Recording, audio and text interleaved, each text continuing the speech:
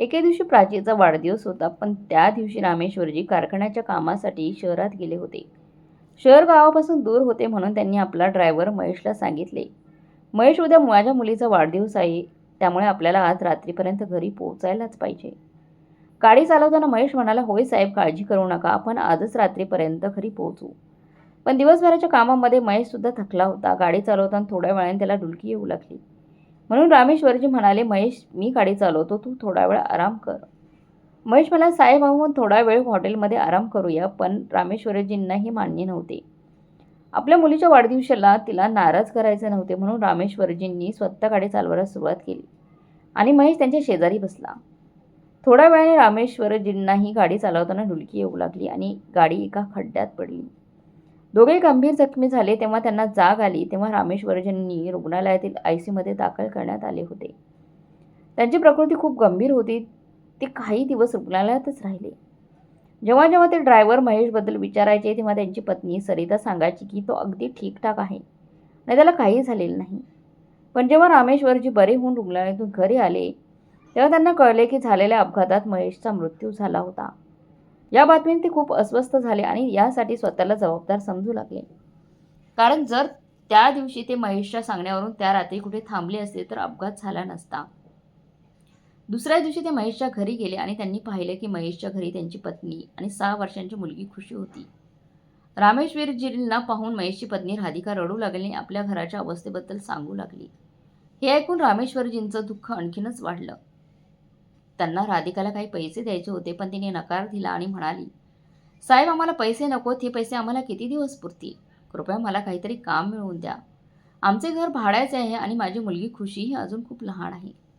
थोडा विचार करून रामेश्वरजी म्हणाले, ठीक आहे, तुम्ही तुमचं सामान घ्या आणि माझ्यासोबत आमच्या घरी चला. राधिका आपल्या मुलीला घेऊन रामेश्वरजी सोबत त्यांच्या घरी आली. रामेश्वरजींनी सरिताला बोलावून सांगितले की आजपासून राधिका आणि तिची मुलगी खुशी या आपल्या घराच्या आउट हाऊसमध्ये राहतील आणि आपल्या घरातील काम करतील. सरिता रागाने म्हणाली, तुम्ही अशा किती गरीब लोकांवर पैसे वाया घालवणार आहात? आपल्या इथे मोलकरणीची काय गरज आहे? आधीपासूनच शांताबाई काम करण्यासाठी आहेत, मग त्यांना इथे आश्रय देण्याची काय गरज आहे? रामेश्वरजींनी सरिताला काही उत्तर दिले नाही आणि शांताबाईंना बोलावून म्हणाले, बाहेरचे आउट हाऊस त्यांना दाखवा. शांताबाईंनी तोंड वाकडे करून म्हटले, माझ्या पोटावर लाथ मारण्यासाठी हा आणखी एक जण इथे आला आहे. हा साहेब सुद्धा कुणालाही उचलून आणतो. कुरकुरत शांताबाईंनी त्यांना खोली दाखवली. सरिताई तिथे रागाने उभी होतीच. रामेश्वरजी म्हणाले, हे बघ सरिता, आपला ड्रायव्हर महेश हा त्यांच्या कुटुंबाचा कमावता सदस्य होता आणि कुठेतरी त्याच्या मृत्यूला मी जबाबदार आहे. त्यामुळे आता त्याच्या मुलीची आणि पत्नीची जबाबदारी माझी आहे. सरिता रागाने म्हणाली, हे घर आहे, आश्रम नाही. तो एक अपघात होता. जे व्हायचं होतं ते झालं, म्हणून तुम्ही सगळ्यांना उचलून इथे आणणार का? मला तर असं वाटतं की एक दिवस तुम्ही तुमची सगळी संपत्ती या भुकेल्या लोकांवर खर्च कराल. असे बोलून सरिता रागाने फणफणत आपल्या खोलीत निघून गेली. पण राधिकाला थोडा आधार वाटला. तिने मन लावून कामाला सुरुवात केली. तिला आणि तिच्या मुलीला राहायला घर, दिवसातून 2 वेळचे जेवण आणि थोडे पैसे मिळू लागले होते. सरिता आपला सर्व राग राधिकावर काढत असायची. जेव्हा राधिका कामावर यायची तेव्हा त्यांची मुलगी खुशी तिच्या आजूबाजूला फिरायची.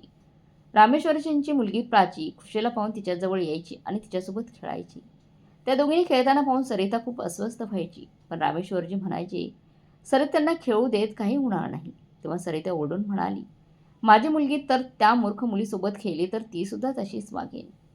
जेव्हा कधी खुशी प्राचीची पुस्तके आणि शाळेचे बॅग पाहायची तेव्हा ती तिच्या आईला म्हणायची, आई, मला शाळेत जायचे. पण राधिका नकार द्यायची. तिला हे कुठून परवडणार होते. एके दिवशी खुशी प्राचीला म्हणाली की मलाही शिकायचं आहे. तेव्हा प्राची तिच्या वडिलांकडे गेली आणि म्हणाली, बाबा, खुशीसुद्धा माझ्यासोबत शाळेत जाईल, नाहीतर मी सुद्धा शाळेत जाणार नाही. ती माझी खूप जवळची जिवलग मैत्रीण आहे. तिला पण माझ्यासोबत शाळेत पाठवा बाबा. रामेश्वरजी म्हणाले, ठीक आहे प्राची बाळा, उद्यापासून खुशीसुद्धा तुझ्यासोबत शाळेत जाईल. हे ऐकून प्राचीला खूप आनंद झाला. पण सरिताला राग आला आणि तिने विचारलं, आता तुम्ही तिला डोक्यावर घेत आहात. घरातली कामं पुरेशी नव्हती का? आता तुम्ही तिला सुद्धा आपल्या प्राचीसोबत शाळेत पाठवणार? रामेश्वरजी म्हणाले, तिला शिकू दे, ती अजून लहान आहे. देवाने आपल्याला इतकी संपत्ती दिली आहे तर आपण चांगले कामही केले पाहिजे. प्राची आणि खुशीची मैत्री दिवसेंदिवस अधिक घट्ट होत गेली. प्राची खुशीला तिच्यासोबत सर्वत्र घेऊन जायची. तिचे कपडे, पुस्तके, जेवणसुद्धा वाटून घ्यायची. त्यांना पाहून असं वाटायचं की त्या मैत्रीण नसून बहिणी आहेत. हे पाहून सरिता रामेश्वरजींना टोमणं मारत म्हणायची, वडील तर उदार आहेतच आणि आता मुलगी वडिलांच्या पावलावर पाऊल ठेवत आहे. राधिका रामेश्वरजींची खूप आभारी होती, कारण त्यांच्यामुळे तिची मुलगी खुशी शाळेत जाऊ लागली होती. खुशीसुद्धा रामेश्वरजींचा खूप आदर करत होती. आई आणि मुलगी दोघींनाही आनंदी पाहून रामेश्वरजींच्या मनावरचा भार हलका झाला होता. काळ पुढे सरकला आणि खुशी व प्राची महाविद्यालयात दाखल झाल्या. खुशी अभ्यासात हुशार होती आणि आता ती मुलांना शिकवणी देऊन आपला उदरनिर्वाह करू लागली होती. प्राचीसुद्धा अगदी साधी सरळ आपल्या वडिलांप्रमाणे होती. सरिताने प्राचीसाठी श्रीमंत कुटुंबातील मुलगा शोधायला सुरुवात केली. पण प्राचीला इतक्यात लग्न करायचं नव्हतं. पण काही दिवसांनी सरितांनी एका नातेवाईकांच्या लग्नात गेली होती. तिथे तिला तिच्यासारखेच एक श्रीमंत कुटुंब दिसले. ते एक प्रसिद्ध व्यावसायिक मनोहरजी होते आणि त्यांना 2 मुलगे होते. त्यांचा मोठा मुलगा सुमित हा वडिलांच्या व्यवसायात काम करत होता आणि धाकटा मुलगा अमित हा कॉलेजमध्ये शिकत होता. सरिता घरी गेली आणि रामेश्वरीजी त्यांच्याशी बोलली. ते म्हणाले, ठीक आहे, आपण त्यांना आमंत्रित करूया. त्यांना भेटल्यानंतर आपल्याला कळेल की ते लोक कसे आहेत. दुसऱ्या दिवशी सरिताने मनोहरजी आणि त्यांच्या कुटुंबाला तिच्या घरी बोलवले आणि तर तेवढ्यात तिला खुशी दिसली आणि ती तिच्यावर ओरडली, खुशी, आज तू आमच्या वाड्यात येऊ नकोस. तुझ्यामुळे काही चूक झाली तर ते चांगले होणार नाही. म्हणून खुशी तिथून निघून गेली. प्राची खुशीला शोधत होती. तिने तिच्या आईलाही विचारले, पण ती कुठेच दिसली नाही. प्राचीच्या लक्षात आले की नक्कीच आईने तिला काहीतरी काम सांगितले असेल. तिने तिच्या आईला विचारले, आई, खुशी कुठे आहे? सरिता रागाने म्हणाली, मला माहीत नाही ती कुठे गेली. तेव्हा प्राची म्हणाली, नक्कीच तू काहीतरी तिला सांगितले असेल. असे म्हणून ती तिच्या खोलीत निघून गेली. मग सरितासुद्धा स्वतःशीच बडबड करू लागली की कुणास ठाऊक त्या आई आणि मुलीने या दोघांवर काय जादू केले आहे, जे दिवसभर त्यांच्या नावाचा जप करत असतात. थोड्याच वेळाने मनोहरजी आणि त्यांचे कुटुंब प्राचीच्या घरी आले. ते सर्व बोलू लागले. प्राचीसुद्धा त्यांच्यासोबत हॉलमध्ये बसली होती, पण ती वारंवार दरवाजाकडे बघत होती. तेव्हा मनोहरजींच्या पत्नी कावेरीजींनी विचारलं, काय झालं मुले, तू कोणाची वाट बघत आहेस? कोणाची वाट बघत आहेस का? तेवढ्यात खुशी आत येत होती. प्राचीने खुशीला दारातून येताना पाहिलं. खुशी, कुठे गेली होतीस? मी केव्हापासून तुला शोधत होती. प्राची दीदी, मी काही कामासाठी बाहेर गेली होती. तुम्ही बसा ना, मी स्वयंपाकघरात जाते, असं म्हणून खुशी पुढे गेली. थोड्या वेळाने सुरेशजींचा चेहरा पडला. सुमितचा धाकटा भाऊ अमित कंटाळला होता, म्हणून तो उठून त्यांचे आलिशान घर पाहू लागला. घर पाहताना त्याची नजर स्वयंपाकघराकडे गेली. खुशी स्वयंपाकघरात काम करत असताना अमितने खुशीला पाहताच अचानक विचारले, तू प्राचीची कोण आहेस? खुशीने कोणतेही उत्तर न देता तिथून निघून गेली. मग अमितसुद्धा त्यांचा वाडा पाहून परत सर्वांसोबत बसला. त्यानंतर खुशीने चहा आणि नाश्ता आणून टेबलावर ठेवला. ती परत जाऊ लागताच अमितने साधनाजींना विचारले, काकू, या तुमच्या कोण आहेत? तेव्हा सरिताने तोंड वाकडे करत म्हणाली, अमित बाळा, ही तर आपल्या मोलकरणीची मुलगी आहे. याकडून प्राची म्हणाली, पण ही माझी खास मैत्रीणसुद्धा आहे. तेव्हा सरिता रागाने प्राचीकडे पाहू लागली. खुशीने सगळ्यांना नमस्कार केला आणि तिथून निघून गेली. थोडा वेळ मनोहरजींचे कुटुंबीय सुद्धा निघून गेले. ते गेल्यावर खुशी प्राचीच्या खोलीत आली. प्राचीने हसत हसत तिला विचारले, खुशी, सुमित तुला कसा वाटला? तेव्हा खुशी रागाने म्हणाली, आता मला तुझ्या आईचा ओरडा बसेल त्याचं काय? प्राची म्हणाली, सॉरी खुशी, तू फोन उचलला नाहीस आणि तू घरीसुद्धा नव्हतीस. तेव्हा मला समजलं की आईने तुला नक्कीच काहीतरी काम सांगितलं असेल. म्हणूनच मी तुला धमकीचा मेसेज पाठवला होता की जर तू आली नाहीस तर मी त्या मुलाला भेटणारच नाही. मला माहीत होतं की तू नक्की येशील आणि तुझ्याशिवाय मी हा निर्णय कसा घेऊ शकते. खुशी म्हणाली, ठीक आहे, पण पुन्हा असं काही धमकीचे फोन बिन मेसेज करू नकोस. दुसऱ्या दिवशी मनोहरजींनी फोन करून सांगितले की आमच्या सुमितला तुमची मुलगी प्राची आवडली आहे. सरिताजींनी आपल्या प्राचीचा निर्णय सांगितला आणि म्हणाल्या की प्राचीलाही सुमित आवडतो. तुम्ही घरी या, आपण बसून साखरपुड्यासाठी शुभ मुहूर्त ठरवूयात. दुसऱ्या दिवशी संध्याकाळी पुन्हा संपूर्ण कुटुंब आले आणि पंडितजींना बोलावून दोघांची पत्रिका जुळवल्या. 10 दिवसांनी साखरपुड्यासाठी शुभ वेळ निश्चित झाली. तेवढ्यात खुशी चहा घेऊन आली. सगळ्यांना चहा दिल्यानंतर खुशी सुमितचा धाकटा भाऊ अमितला चहा देऊ लागली. तेव्हा अमितने मुद्दाम त्याच्या शर्टवर चहा सांडला. हे पाहून सरिताजींना राग आला आणि त्या खुशीला ओरडू लागल्या, हे काय केलंस? तू चूक केल्याशिवाय एकही गोष्ट नीट करत नाहीस. अमित म्हणाला, आहो काकू, यात तिची काही चूक नाही, ही माझी चुकी आहे, माफ करा. वॉशरूम कुठे आहे? तेव्हा सरिताजी म्हणाले, खुशी, त्यांना वॉशरूम दाखव. मग अमित खुशीला म्हणाला, तू खूप सुंदर आणि चांगली मुलगी आहेस, माझीशी मैत्री करशील का? हे ऐकून खुशी काहीही न बोलता शांतपणे तिथून निघून गेली. तेव्हा आम्ही तिथे थांबवले आणि म्हणाला, तुला पाहून असं वाटतंय की तुला या मैत्रीसाठी काहीतरी किंमत हवी आहे. तुझ्यासारख्या छोट्या घरातल्या मुली असंच करतात. खुशी म्हणाली, मी तशी प्रकारची मुलगी नाही. माझा रस्ता मोकळा करा आणि मला जाऊ द्या. हे ऐकून अमित रागाने म्हणाल, तू एक गरीब मुलगी असून सुद्धा तुम्हाला नखरे दाखवत आहेस. तुला कदाचित माहीत नाही की तुझ्यासारख्या कितीतरी मुली माझ्या भोवती घिरट्या घालत असतात. त्यावर खुशी म्हणाली, त्या घिरट्या घालत असतील, पण मी त्यांच्यासारखी नाहीये. तुम्हाला कळतंय का? अमित म्हणाला, माझं एकटा ऐक, माझ्याशी मैत्री कर, तुझं आयुष्य बदलेल. तुला असं मोलकरणीसारखे जगावं लागणार नाही. असं म्हणून अमितने प्राचीचा हात खुशीचा हात धरायला सुरुवात केली आणि खुशीने त्याच्या गालावर जोरात एक थप्पड मारली आणि निघून गेली. अमित रागाने लाल झाला, पण स्वतःला शांत करून तो हॉलमध्ये येऊन बसला. थोडा वेळ बोलल्यानंतर सगळे निघून गेले. खुशी दुःखी होती, पण प्राचीला आनंदी पाहून ती शांत झाली. त्या रात्री खुशी तिच्या आई राधिकाला म्हणाली, आई, मैत्रीच्या भल्यासाठी जर आपण एखादी गोष्ट लपवली तर ती बरोबर आहे की चूक आहे? राधिका म्हणाली, खुशी, मैत्रीच्या भल्यासाठी एखादी गोष्ट लपवणं ही चांगली गोष्ट आहे, पण तू हे का विचारत आहेस? खुशीने आईच्या मांडीवर डोकं ठेवून म्हटलं, काही नाही आई, सहज विचारते. राधिका म्हणाली, प्राचीचा होणारा नवरा खूप चांगला आहे. तुला पण असाच मुलगा मिळाला असता तर बरं झालं असतं, पण माझी तशी परिस्थिती नाही. हे ऐकून खुशी म्हणाली, आई, तू काय विचार करत आहे? काही झालं तरी मी तुला सोडून कुठेही जाणार नाही. हा. खुशी विचार करू लागली, जर तो अमित इथे असेल तर मी तिथे जाणार नाही. मी त्याच्यापासून दूरच राहीन. यातच माझा आणि प्राचीचं भलं आहे. असा विचार करत खुशीलाही झोप लागली. वेळ निघून गेला आणि ज्या दिवसाची सगळी वाट पाहत होते तो दिवस उजडला. वाड्यात लगबग सुरू होती. काही जवळचे नातेवाईक वाड्यात आले होते. प्राचीच्या होणाऱ्या सासूबाईंनी तिच्यासाठी अनेक भेटवस्तू, दागिने आणि मिठाई आणली होती. त्यांनी ते सर्व वरच्या मजल्यावर टेबलावर ठेवले. प्राची खुशीला वारंवार तिच्याकडे यायला सांगत होती, पण खुशी कामात व्यस्त असल्याचं नाटक करत होती. प्राचीने बोलावूनही तिला तिच्याकडे जाता येत नाहीये.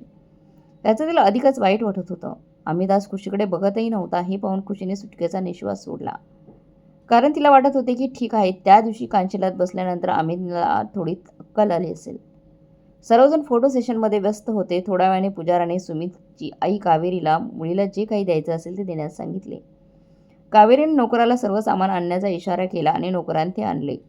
कावेरीने सर्व सामान आणून त्यांच्यासमोर ठेवले. तिने एक एक करून सर्व कपडे आणि दागिने प्राचीला दिले आणि नंतर हिऱ्यांचा हारचा बॉक्स उघडला, पण तो बॉक्स रिकामा झालेला होता. हे पाहून सर्वांना आश्चर्य वाटले. कावेरी आणि मनोहरजी म्हणाले, इथेच कुठेतरी पडला असेल, आपण सर्व तो हार शोधू. सर्वांनी शोधायला सुरुवात केली, पण हार सापडला नाही. कावेरी म्हणाली की ते उपस्थित असलेल्या सर्व नोकरांची आणि त्यांच्या खोल्यांची झडती घ्यायला पाहिजे. तेव्हा सरिता म्हणाली की आमच्या घरातील नोकर असे करूच शकत नाहीत. ते अनेक वर्षांपासून इथे काम करत आहेत. मनोहरजी म्हणाले, आजकाल कुणाचा भरोसा नाही होत आई. मग सरिता सुद्धा गप्प बसली. सगळ्यांची झडती घेतल्यानंतर राधिका आणि खुशीच्या खोलीची झडती घ्यायला सुरुवात केली. तेव्हा त्यांना त्यांच्या पलंगाखालून कपड्यांमध्ये गुंडाळलेला एक हिऱ्यांचा हार सापडला. हे पाहून सगळेच आश्चर्यचकित झाले. तेव्हा प्राची म्हणाली, आई, असं होऊच शकत नाही. राधिका म्हणाली, साहेब, नक्कीच काहीतरी गैरसमज झाला असेल. मी काहीही केलेलं नाही. पण आज रामेश्वरजी सुद्धा गप्प होते. तेव्हाच सरिताजी म्हणाल्या, बघा तुमच्या उपकाराची परतफेड कशी केली आहे या दोघींनी. मी यांच्याबद्दल काहीही बोलले की तुम्हाला सगळ्यांना ते चुकीचंच वाटायचं. ते या दोघी आपल्या घरात अजिबात राहणार नाही. आधी मी कोणाचं काही ऐकून घेणार नाही. मग राधिकाकडे बघून सरिता म्हणाली, मी पोलिसांना बोलवणार आणि तुझं सामान घे आणि तुझ्या मुलीसोबत ही घर सोडून निघून जा. तेव्हा प्राची म्हणाली, आई, कृपया असं करू नकोस. पण सरिताने कोणाचंही न ऐकता राधिकाला रागावून तिला तिथून जाण्यास सांगितले. राधिका आणि खुशी दोघी आपलं सामान घेऊन प्राचीचं घर सोडून निघून गेल्यानंतर रामेश्वरजींनी ही सर्व पाहुण्यांची माफी मागितली आणि सर्वांना जायला सांगितले. थोड्या वेळाने मनोहरजींचे कुटुंबही निघून गेले. त्यांच्या निघून गेल्यानंतर प्राची खुशीला वारंवार फोन करत राहिली, पण खुशीने फोन उचलत नव्हती. पण तिने फोन उचलला नाही. खुशी आणि राधिका एका नातेवाईकच्या घरी राहत होत्या. दरम्यान इकडे प्राची रडत होती. सरिता म्हणाली, हे बघ प्राची, त्या मुलीला आता विसरून जा. मी तुला आधीच सांगितलं होतं की हे लोक विश्वास ठेवण्यासारखे नाहीत आणि त्यांचे हेतू कधीही बदलू शकतात. सुमित खूप चांगला मुलगा आहे आणि त्यामुळे आता तू तुझ्या नवीन आयुष्याबद्दल काळजीपूर्वक विचार करायला हवा. दरम्यान रामेश्वरजीही चिंतेत होती. ते खोलीत अस्वस्थपणे फेऱ्या मारत बसले होते. ते म्हणाले, सरिता, माझा विश्वास बसत नाही की राधिका किंवा खुशीने असं काही केलं असेल. सरिता म्हणाली, मला आधीपासूनच त्या मुळातच आवडत नव्हत्या. मला तर असं वाटते की प्राचीच्या साखरपुड्याचा राधिकाला हेवा वाटला असेल आणि तिने तिच्या मुलीच्या भविष्यासाठी ही चोरी केली असेल. जाऊ द्या, जे झालं ते झाले. आता हार आणि चोर दोघेही सापडले आहेत. आता आपण प्राचीच्या भविष्याचा विचार करायला हवा. 2 दिवसांनी साखरपुड्याचे फोटो आले होते. सरिता प्राचीला म्हणाली, प्राची, आपण सगळे फोटो पाहूयात. प्राची म्हणाली, आई, माझी इच्छा नाही, मी नंतर बघेन. सरितेने तिला जबरदस्तीने फोटो दाखवण्यासाठी नेले. इकडे राधिका खुशीला विचारत होती, खुशी बेटा, तुला काय वाटतं की हे सगळं कुणी केलं असेल? खुशी म्हणाली, आई मला तर सरिता काकूंवरच संशय आहे, कारण ते आपला खूप तिरस्कार करतात. आई आणि मुलगी दोघेही विचारात गढून गेल्या होत्या. काही दिवसांनी प्राची तिच्या आईला म्हणाली, आई उद्या सकाळी आपण सुमितच्या घरी जाऊया, मला त्यालाही साखरपुड्याचे फोटो दाखवायचे आहेत. सरिता म्हणाली, ठीक आहे, मी कावेरीजींना तसं फोन करून सांगते. दुसऱ्या दिवशी ते सर्व मनोहरजींच्या घरी गेले. प्राची आनंदाने सुमितला सर्व फोटो दाखवत होती. ते सर्व बोलण्यात मग्न होते तेवढ्यात त्यांचा खास नोकर रमेश नाश्ता घेऊन आला. प्राची त्या नोकराची वाट पाहत होती. तो नोकर आल्याबरोबर प्राची त्याला म्हणाली, हा फोटो बघा आणि मला सांगा की तुम्ही त्या दिवशी त्या टेबल जवळच्या त्या दागिन्यांचा बॉक्स हातात घेऊन काय करत होतात? नोकर रमेश म्हणाला, काही नाही दीदी, मला अमित दादांनी ते सांभाळायला सांगितलं होतं. मग कावेरीजी म्हणाले, प्राची काय झालं, तू त्याला एवढे प्रश्न का विचारत आहेस? त्यावर प्राची म्हणाली, एक मिनिट थांबा काकू, मला त्यांना अजून काहीतरी प्रश्न विचारायचे आहेत. आता मला सांगा की त्या दिवशी तुम्ही वाड्याबाहेरच्या नोकरांच्या खोल्यांमध्ये काय करायला गेला होतात? हा प्रश्न ऐकून रमेश घाबरला आणि भीतीने त्याच्या तोंडातून तो हिऱ्याचा हजाराचे सत्य बाहेर पडले. हे ऐकून सगळे रमेशकडे पाहू लागले. मग रमेश म्हणाला, कृपया मला माफ करा साहेब, मी एक गरीब माणूस आहे. मग प्राची म्हणाली, थांबा, मी आत्ताच पोलिसांना बोलवते. तेवढ्यात आम्ही सुद्धा बाहेरून आला. मग कावेरीजी सुमितला म्हणाल्या, आत्ताच्या आत्ता पोलिसांना बोलव, ज्या ताटात खाल्लंस तिथेच बेईमानी केलीस. हे ऐकून रमेश घाबरला आणि अमितचे पाय धरून म्हणाला, भाऊ मला वाचवा. मी तुम्हाला आधीच सांगितलं होतं की मी पकडला जाईन, पण तुम्ही म्हणाला की काही होणार नाही, फक्त माझं हे छोटं काम कर. आता तुम्ही गप्प का आहात, काहीतरी बोला. सगळे अमितकडे पाहू लागले. अमित म्हणाला, रमेश हा काय मूर्खपणा चालवला आहेस, मी तुला हे कधी सांगितलं होतं? असं म्हणून तो हातवारे करून रमेशला गप्प बसायला सांगत होता. पण नोकर रमेश रागाने म्हणाला की 10 लाख रुपयांचा हार चोरून त्या मोलकरणीच्या खोलीत ठेवायला तुम्हीच मला सांगितलं होतं अमित साहेब. तेव्हा कावेरीजींनी रमेशच्या कानशिलात लगावली आणि म्हणाल्या, खरं सांग, नेमकं काय झालंय? रमेश म्हणाला की हे खरं आहे मॅडम, खुद्द अमित दादानेच मला हे करायला सांगितलं होतं. मी माझ्या आईची शपथ घेऊन सांगतो. आणि तुम्ही विचार करा, मी इथे 8 वर्षापासून काम करतोय आणि मी आत्तापर्यंत या घरात कधी काही चोरलेलं नाही. प्रामाणिकपणे काम केले आणि मग मी तो हार चोरून त्या खोलीत का ठेवेन? मी तो कुठेही लपवू शकलो असतो. सगळे विचार करू लागले. त्या कावेरीच्या अमितला म्हणाल्या, अमित तू इतक्या खालच्या पातळीला जाशील असं वाटलं नव्हतं. रमेश बरोबर बोलत आहे, त्याने तो हार दुसरीकडे कुठेतरी लपवला असता. मग सुमितने सुद्धा विचारलं की त्याला कसं कळलं की त्या हाराची किंमत 10 लाख रुपये आहे. हे फक्त मला आणि अमितलाच माहीत होतं. मग आपलं गुपित उघड झाल्याचं पाहून अमित रागाने म्हणाला, हो, मीच रमेशला हे सगळं करायला सांगितलं होतं, कारण त्या दिवशी ती मुलगी खुशी त्या मुलीने माझ्यावर चहा सांडला होता आणि जेव्हा मी तिला वॉशरूममध्ये घेऊन गेलो होतो तेव्हा ती माझ्याशी गैरवर्तन करू लागली आणि मला शिव्या देऊ लागली. त्यामुळे मला तिचा राग आला होता आणि म्हणूनच मी रमेशला हे सगळं करायला सांगितलं. मग प्राची म्हणाली, ठीक आहे, तू म्हणतोस की खुशी तुझ्याशी वाईट वागली, तर माझी मैत्रीण असं कधीच करू शकत नाही. तुम्ही तिच्याबद्दल खूप चुकीचं बोलत आहात. मला तुम्ही सर्वांना काहीतरी सांगायचं आहे की त्या दिवशी जेव्हा माझ्या आईने मला जबरदस्तीने साखरपुड्याचे फोटो दाखवले आणि त्या फोटोमध्ये माझी नजर तुमच्या घरातील नोकर रमेशवर पडली. दुसऱ्या दिवशी मी आमच्या घरातील माळी श्याम काकांना भेटले. त्यांनी खुशी आणि राधिका काकूंवरील चोरीच्या आरोपाबद्दल ऐकलं होतं. त्यांनी मला सांगितले की त्या दोघी असं काही करतील असं वाटत नाही. आणि बोलता बोलता त्यांनी मला सांगितले की त्या दिवशी त्यांनी पांढरे कपडे घातलेले एक माणूस राधिका काकूंच्या खोलीत जाताना पाहिले. जेव्हा मालकाने त्याला विचारले तेव्हा तो म्हणाला की सरिताताईंनी त्याला खोलीत सामान ठेवण्यासाठी पाठवले आहे आणि मी फोटोमध्ये पाहिले होते की रमेशने तेच कपडे घातले होते ज्याबद्दल माळी काकांनी मला सांगितलं होतं. मी ते फोटो माळी काकांना दाखवले आणि ते म्हणाली, हो, हा तोच माणूस आहे. त्यानंतर मी खुशीला हे सत्य सांगण्यासाठी तिच्याशी बोलण्याचा खूप प्रयत्न केला, पण तिने माझा फोन उचलला नाही. मला माहीत होते की ती कुठे गेली असेल, म्हणूनच मी तिथे गेले आणि खुशी व राधिका काकूंना भेटले. खुशी काही सांगण्यास तयार नव्हती, पण मी खुशीला धमकी दिली की जर तिने मला सत्य सांगितले नाही तर मी कधी माझ्या घरी जाणारच नाही आणि त्यांच्यासोबत इथेच राहीन. माझ्या आग्रहापुढे तिने मोठ्या मुश्किलीने सांगितले की अमितने तिच्यासोबत त्या दिवशी काय केले होते. असे म्हणत प्राचीने सगळी हकीकत सर्वांना सांगितली. हे सर्व ऐकून कावेरीजींना खूप राग आला आणि त्यांनी अमितच्या गालावर एक जोरदार थप्पड मारली. तेव्हा अमित रागाने म्हणाला, आई, त्या नालायक मुलीमुळे माझ्यावर हात उचलून तू खूप मोठी चूक करत आहेस. असे म्हणून अमित रागाने आपल्या खोलीत निघून गेला. रामेश्वरजी म्हणाले, आपण आता निघायला हवं. जे काही घडलं त्याबद्दल आपण नंतर बोलू. असे म्हणून ते सर्वजण बाहेर आले. हे बाहेर येताच रामेश्वरजींनी ड्रायव्हरला राधिका राहत असलेल्या ठिकाणी घेऊन जायला सांगितलं.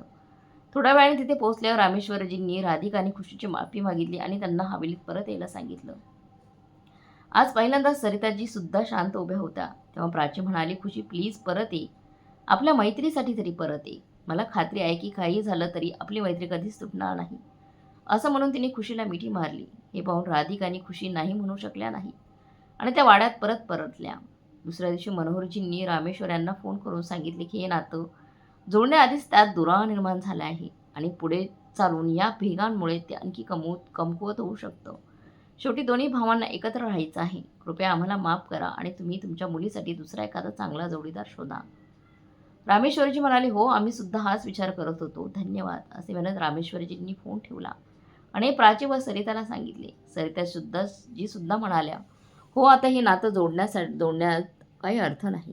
प्राची दुःखी होती पण तितकीच आनंदही होती, कारण तिची जिवलग मैत्रीण परत आली होती. प्राचीचा संबंध तुटल्याने खुशी खूप दुःखी होती, पण राधिकाने तिचे सांत्वन करत म्हटली, खुशी बाळा, नाती ही देव ठरवतो. प्राचीला एक चांगला जोडीदार नक्की मिळेल. काही दिवस होता सर्व काही शांत झाले होते आणि दोन्ही मैत्रिणी आनंदी झाल्या. काळ पुढे सरकला आणि रामेश्वर यांनी प्राचीसाठी दुसरा जोडीदार शोधला. मुलगा डॉक्टर होता. ते प्राचीला भेटून निघून गेले, पण आठवड्यावर त्यांचा काही निरोप न मिळाल्याने हे लग्न जुळून येईल ही अशी आशा सगळ्यांनी सोडून दिली. मग एके दिवशी मुलाच्या वडिलांनी फोन करून सांगितले, माफ करा रामेश्वर साहेब, आम्हाला फोन करायला थोडा उशीर झाला. मला तुमच्या मुलींपैकी फक्त एकच नाही तर तुमच्या दोन्ही मुली हव्या आहेत. माझ्या धाकट्या मुलाला म्हणजेच प्रशांतला तुमची खुशी खूप आवडली आहे. रामेश्वरजी म्हणाले, पण खुशी माझी मुलगी नाही. मुलाचे वडील म्हणाले, ती मुलगी कोण आहे हे मला माहीत आहे. मी आधीच याची माहिती काढली आहे. माझा काही आक्षेप नाही. फोन ठेवल्यानंतर रामेश्वर यांनी सर्वांना सांगितले की प्रशांत शहरातील एक मोठा व्यावसायिक आहे आणि त्याला खुशीशी लग्न करायचं आहे. तेव्हा राधिका रामेश्वरजींना म्हणाली, पण माझी अशी परिस्थिती नाही की मी थाटामाटात लग्न करू शकेन. त्यावेळी रामेश्वरजी म्हणाले, तुम्ही काळजी करू नका, आम्ही सर्व खर्च उचलू. हे ऐकून प्राचीला देखील खूप आनंद झाला की आता खुशी आणि ती दोघी एकाच घरात जाणार आहेत. आज सरिताजी सुद्धा आनंदी होत्या, कारण त्यांना माहीत होते की प्राचीला खुशीपेक्षा चांगली जाऊ मिळूच शकत नाही. काही दिवसांनी त्या दोघींचे लग्न मोठ्या थाटामाटात झाले. आता खुशी आणि प्राची दोघी आपापल्या आयुष्यात आनंदी होत्या. तर मग मित्रमैत्रिणींनो, एक छोटीशी चुकी, पण त्या चुकीचं प्रायश्चित्त म्हणून रामेश्वरजींनी ज्याचा ॲक्सिडेंट झाून मृत्युमुखी पडले होते त्यांच्या मुलीचा आणि आईचा सांभाळ केला आणि शेवटपर्यंत त्यांची साथ दिली. ती तुम्हाला कशी वाटली कमेंट बॉक्समध्ये नक्की कळवा. कथा चांगली वाटली असेल तर लाईक, शेअर, सबस्क्राईब नक्की करा. भेटूया पुढच्या कथेत. तोपर्यंत धन्यवाद.